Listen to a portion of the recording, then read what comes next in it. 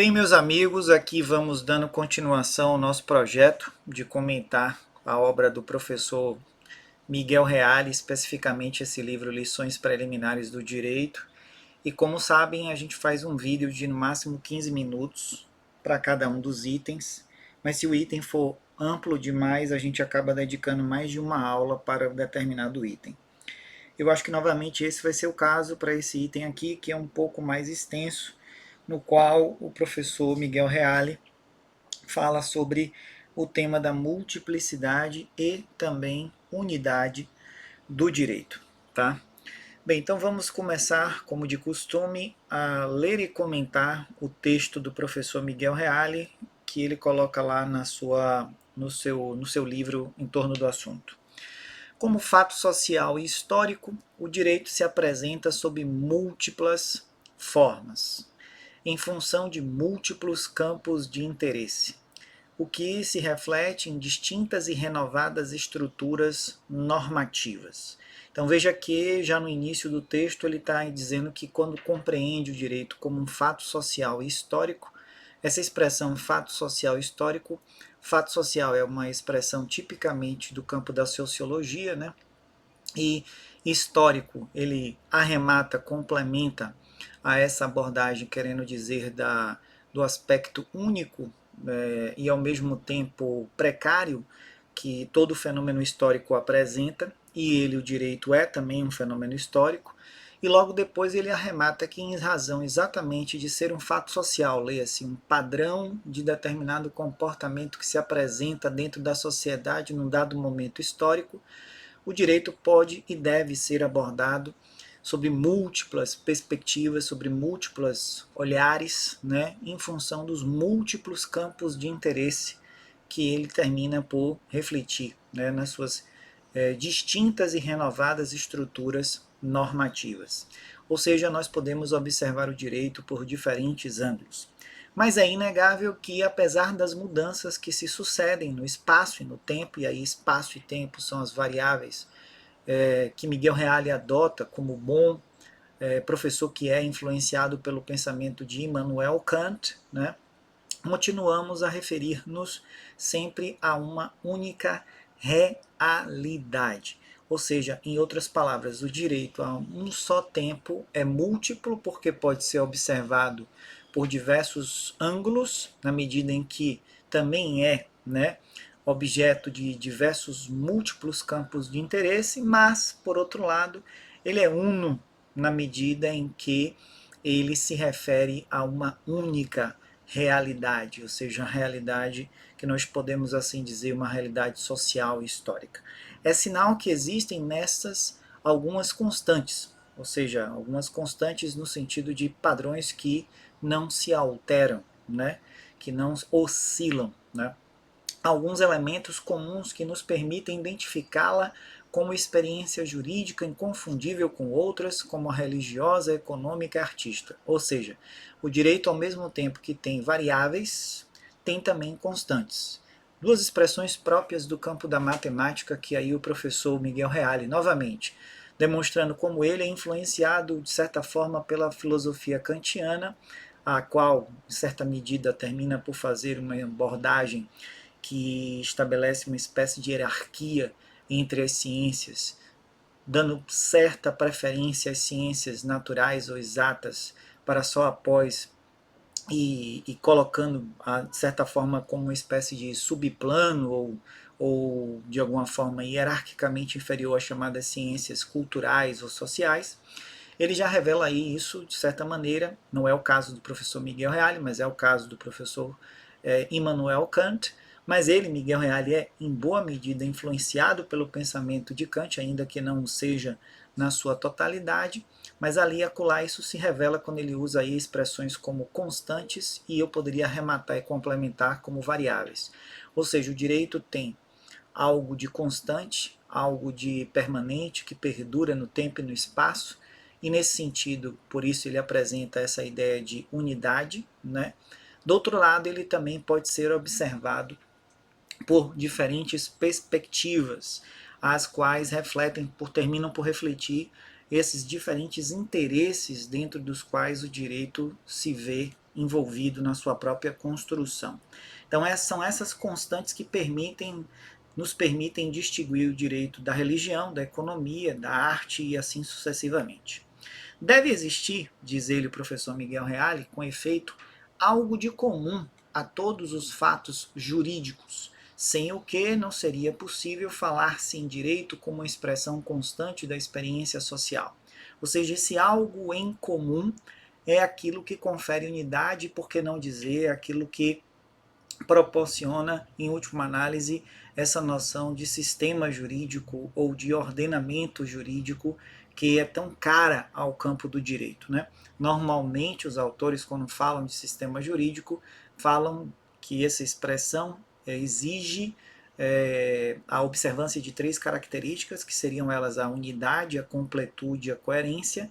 No momento, nos interessa apenas falar sobre a unidade, essa ideia de que todo sistema remete, para alguns autores, como é o caso de Hans Kelsen, a uma primeira norma da qual deriva todo o ordenamento jurídico, mas esse não é o pensamento de Miguel Reale, que não concorda em nenhuma medida com essa afirmação do professor Hans Kelsen. Ou seja, Miguel Reale não compartilha desse entendimento em torno da ideia de norma fundamental, mas nem por isso deixa de compartilhar dessa ideia de que o direito é uno e, em última análise, ele sim apresenta essa noção de unidade. Tá?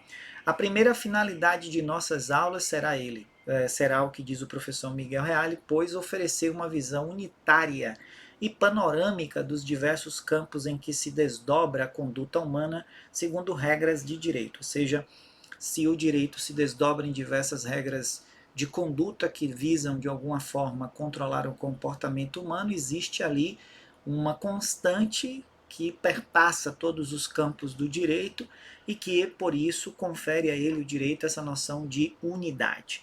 Antes de se fazer o estudo de determinado campo do direito, impõe-se uma visão de conjunto, ou seja, antes que a gente vá falar de direito penal, civil, tributário, trabalhista, previdenciário, seja lá o que for, é preciso perceber qual é esse traço em comum que permeia todas essas diferentes áreas do direito, ou seja, toda essa multiplicidade do direito, há nela um traço em comum. E qual seria essa visão em conjunto, esse traço em comum que perpassa todas essas diferentes searas do direito? Ver o direito como um todo antes de examiná-lo através de suas partes especiais. É a primeira exigência, diz Miguel Reale, que devemos procurar atender. O direito abrange um conjunto de disciplinas jurídicas. Mais tarde teremos oportunidade de examinar a questão relativa à divisão do direito, mas é indispensável antecipar algumas noções sem as quais nossas considerações não teriam consistência.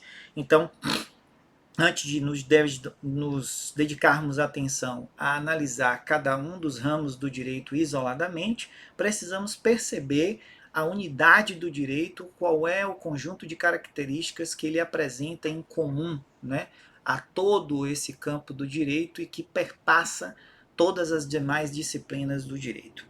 Bem, dito isso então, vamos então para a próxima página do professor Miguel Reale em torno do assunto, quando ele diz: o direito então divide-se em primeiro lugar em duas grandes classes. Essa é a divisão clássica que vem do direito romano e que o professor Miguel Reale se aproveita, mas vale dizer que nos dias atuais essa divisão está bastante questionada, bastante criticada, a despeito de ainda ser utilizada em razão de suas finalidades didáticas. Ou seja, utiliza-se dela ainda, é verdade, a grande parte dos livros e das faculdades continuam a fazer uso dessa dicotomia, direito público e direito privado, dado o seu caráter didático, dado o seu caráter tradicional, dado o fato de ser uma dicotomia construída lá na Roma Antiga, mas é lugar comum também na atualidade para a maior parte dos juristas, é o caso, por exemplo, do professor Técio Sampaio Ferraz Júnior, que assinalam o fato de que essa dicotomia está com os dias contados, ou pelo menos ela está em frangalhos, por assim dizer, porque na medida que o tempo passa, a sociedade vai se tornando mais complexa, o direito vai se tornando mais complexo, isso significa dizer, vão surgindo novos ramos do direito, os quais não conseguem se encaixar nem no campo do direito privado, nem no campo do direito público. e muitos deles, desses novos ramos do direito, por vezes apresentam características que são ao mesmo tempo encontradas no campo do direito privado e no campo do direito público. Então, em razão dessas circunstâncias, na atualidade fica cada vez mais difícil manter, sustentar essa dicotomia direito público e direito privado. Mas o professor Miguel Reale nos fala aqui de que o direito se divide nessas duas grandes classes, né, privado e público. As relações que se referem ao Estado e traduzem o predomínio do interesse coletivo são chamadas de relações públicas ou direito público, ou seja, caracterizam-se pelo fato do interesse coletivo predominar e pela participação do Estado nessa relação jurídica. Porém, o homem não vive apenas em relação com o Estado, mas também principalmente em ligação com seus próprios semelhantes, ou seja, com outras pessoas físicas, com outros indivíduos. A relação que existe entre pai e filho, ou então entre quem compra e quem vende determinado bem, não é uma relação que interessa de maneira direta ao Estado, mas sim ao indivíduo enquanto particular. Essas são as relações que chamamos de direito privado, próprias e típicas do dito direito civil, direito empresarial também é o mesmo caso. Bem, dito isso, então, o professor Miguel Reale, na sequência, nos fala que essas classes, por sua vez, se subdividem em vários outros ramos, como, por exemplo, o direito constitucional, administrativo, no campo do direito público, ou o direito civil e comercial, no campo do direito privado. Tá? O direito é, pois, um conjunto de estudos discriminados. Tá? Abrange um tronco com vários ramos, cada um desses ramos tem o nome de disciplina. Por que essa palavra disciplina? Por que ele emprega essa palavra? Aconselhamos sempre nossos alunos a dedicar atenção no sentido das palavras. Elas não surgem por acaso, mas como já vimos, ao nos referirmos ao texto, aos termos lex e jus, guardam muitas vezes o segredo do seu significado. Disciplinador é quem rege os comportamentos humanos e sabe impor ou inspirar uma forma de conduta aos indivíduos. Então, eu vou parar por aqui, quero aqui fazer um aprofundamento sobre isso que ele acabou de falar. Primeiro aspecto que eu quero ressaltar é que ele se vale aí da chamada metáfora da árvore para explicar o que é o direito. O direito seria uma árvore porque ao mesmo tempo que apresenta um tronco e uma raiz que são únicas, né, por outro lado apresenta uma multiplicidade de galhos que seriam os diversos ramos do direito. Então o direito seria a um só tempo, dicotomicamente, né, poderíamos dizer tese e antítese, por que não dizer, poderíamos dizer unidade e multiplicidade a um só tempo reunido dentro do direito.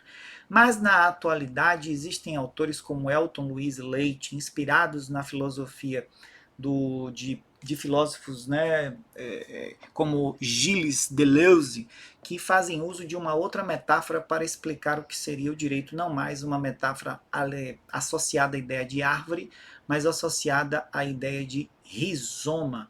Rizoma, para quem não sabe, seriam as raízes de uma espécie botânica chamada das gramíneas, ou seja, vulgarmente grama, né? E ela tem como característica o fato de que são raízes que se formam com estrutura de rede, de maneira horizontal, não apresentando nenhum tronco, nenhum centro, nenhum tipo de eixo central.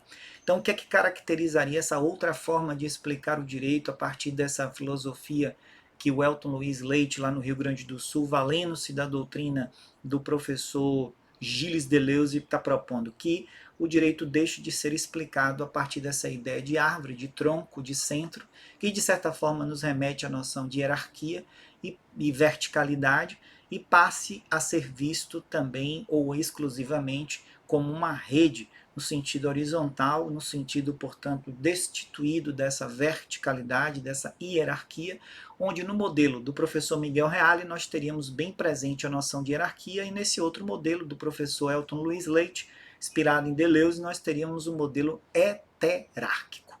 Tá? Por aqui eu paro falando sobre isso e no próximo vídeo eu retomo deste ponto, aprofundando um pouco mais. Até lá, gente. Um abraço.